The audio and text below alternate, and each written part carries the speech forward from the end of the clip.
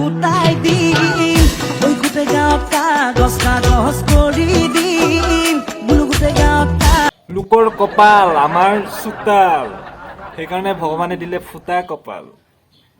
নমস্কাৰ, স্বাগতম জনাইছো অন্য এটা ভিডিঅ'ৰ মাজলৈ আৰু আপোনালোকে চাই আছে মাজুলীৰ ৰষ্টাৰ বয় ইউটিউব চেনেল। আৰু ভিডিঅ'ৰ আৰম্ভণিতে কৈছো এইটো ধেমেলীয়াৰ কাৰণে বনোৱা হৈছে যাতে কোনেও গাত পাতি নলয়। আৰু আপোনালোকক জনাবলৈ পাই সুখী হৈছো যে মোৰ ইউটিউব চেনেলটো 4 মাহৰ ভিতৰত 1K ছাবস্ক্ৰাইবাৰ কমপ্লিট হৈছে আজি। আৰু থেংক ইউ বহুত থেংক ইউ আপোনালোকক ইমান সোপা ছাপৰ্ট দিয়াৰ বাবে। আৰু আগলৈ যেন এনেদৰে ছাপৰ্ট দি যাব বুলি আশা ৰাখিলোঁ। 1K ছাবস্ক্ৰাইবাৰৰ আঁৰত আপোনালোক যদি এনেকুৱা ছাপৰ্ট নিদিয়া হ'লে আজি মোৰ ছাবস্ক্ৰাইবাৰ 1K নহ'লহেঁতেন। চ' আপোনালোকক প্ৰথমতে থেংক ইউ ক'ব লাগিব, চ' এনেকৈ ছাপৰ্ট কৰি যাব। চ' আজি ইয়াৰ ফূৰ্তিতে কেইজনমান নিব্বিক ৰ'ষ্ট কৰিম আমি। বলক ভিডিঅ'টো আৰম্ভ কৰোঁ। আৰু কোনোবা যদি নতুনকৈ চেনেলটো আহিছে ছাবস্ক্ৰাইব কৰিব আৰু কাষতে থকা বেল আইকনটো টিলিঙা মন্দিৰটো বুলি ভাবি টিংকে বজাই দিব। চ' বলক আৰম্ভ কৰোঁ।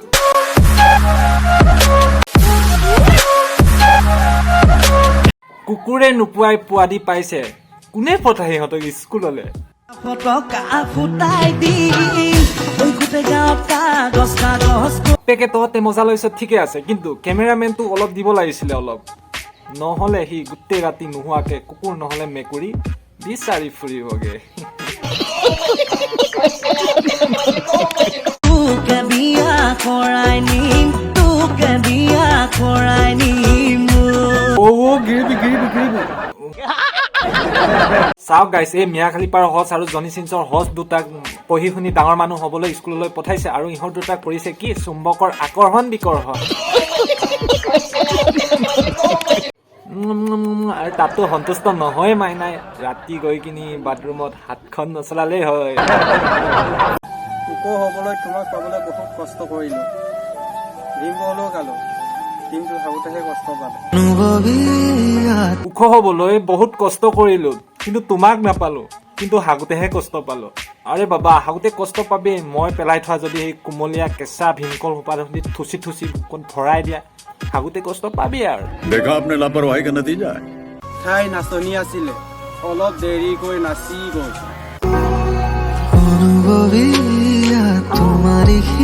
তাই নাচনি আছিলে, অলপ দেৰিকৈ নাচিছে নে দেৰিকৈ নাচিছে নাজানো, কিন্তু তই বাথৰুমত বেছিকৈ সোমোৱাৰ কাৰণে তোৰ পেণ্টটো ঢিলা হৈ গ'ল। দেৰিকৈ নাচি গ'ল। তই এটা মহা মক্কেল, নাম্বাৰ 1 মক্কেল।